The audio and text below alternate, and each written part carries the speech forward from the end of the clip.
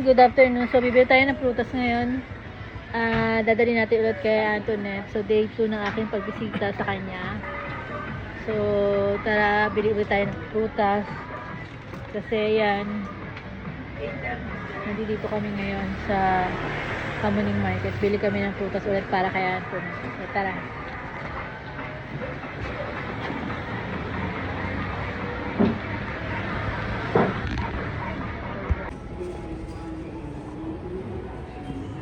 So, yan, nandito tayo sa hospital. Akit tayo dito.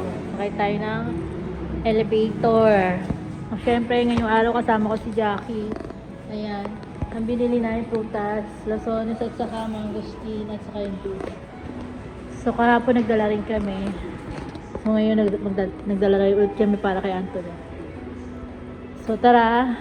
Tingnan natin. Mamaya silipin natin si Antoinette kung okay na ba siya. So, tara na. 8. Ayan. Sakay tayo dito na elevator.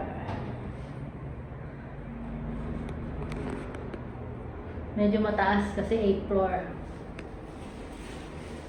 Ah.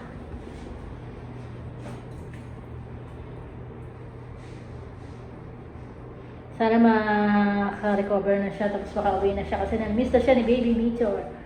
Kanina, galing ako sa bahay. Siyempre, pinaligo ako sa Baby Meteor. Inasikaso ko muna. So, tara, nandito na tayo sa 8th floor. Ano?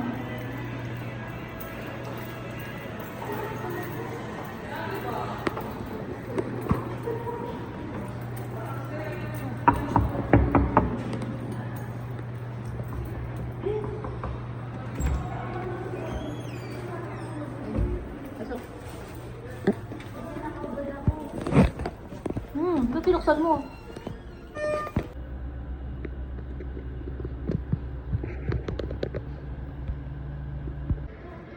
So, ayan, nandito na tayo sa hospital. Ayan, si Ato nakahiga. Ayun. Nagpapahinga. So, nandito na, nakarating na ako. Siyempre, titingnan lang si Antoinette mamaya. Papakainin natin. Asikasuhin natin.